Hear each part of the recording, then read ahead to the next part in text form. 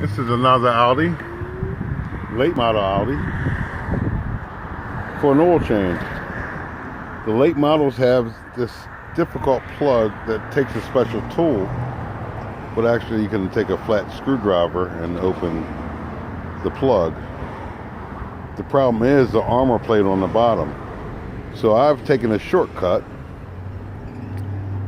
stuck a tube down where the empty dipstick hole is, attached a Harbor Freight line to it,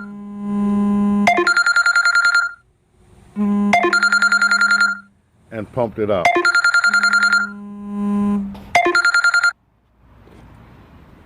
That's my video for Audis. I'll get around any of these new tooled up vehicles the best way I can. Thank you for watching.